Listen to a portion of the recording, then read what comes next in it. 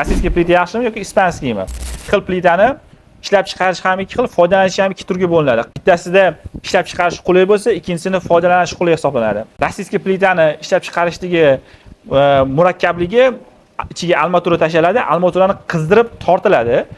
Beton quyganda, soviganda avtomatik qiziganda kengaygan temir soviganda torayib, plitaga mustahkamlik beradi. Ispanskiy plitada ishlab chiqarish birmuncha qulayroq, ya'ni o'sha ichiga sim tashlanadi, tros sim tashab plita quyilgandan keyin buni ishlab chiqarish oson, qulay hisoblanadi. Lekin xohlagan razmerda kolbasni kesib bera oladi. Shunga ko'pincha hollarda kolbasli plita ham deyiladi. Foydalanishga to'xtaladigan bo'lsak, rossiyskiy plitani qurilishda foydalanish osonroq. Ya'ni yonma-yon qo'yib foydalanib ketsa bo'ladi.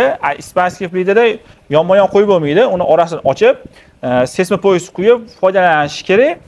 Keyin rossiyskiy plitada yana bitta qulaylik tomoni, unga qurilishda qo'yganingizda bu joyda teshuv tegish kerak bo'lib qolsa, o'sha ma'lum miqdorda orasidagi teshuvni razmerida shaxtaga masalan kanalizatsiyaga teshuv teshib ketsa bo'ladi. Ispanskiy plitada umuman tegib bo'lmaydi. Teshuv ochib bo'lmaydi. Masalan, elektr stimulyatordan qolishingiz mumkin yoki bo'lmasa qaysi bir turbani kichikroq turbani o'tib yuboraman desangiz, ispanskiy plitaga tegsangiz, u setga sim bo'lgani uchun yorilib ketishi ehtimoli ko'p.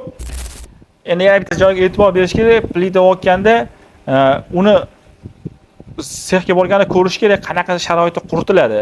Rossiyskiy masalan plitani parda quritilgan yaxshi, ko'p holatlarda uni salafan o'rab ham quritib qo'yishadi plitani. Ko'p sexlar, kichkina sexlar yoki hali texnologiyasi yaxshi rivojlanmagan sexlar o'sha parda quritish imkoniyati bo'lmagandan keyin uni salafan yopib quritiladi. Beton tez qurishgan hisobiga o'zini mustahkamligini yo'qotib yoki bo'lmasa tekisligini yo'qotib qo'yadi. Ma'lumotimiz foydali bo'lgan bo'lsa, qurilish qilmoqchi bo'lgan tanishlarga jo'natib qo'yinglar, inshaalloh manfaatli bo'ladi.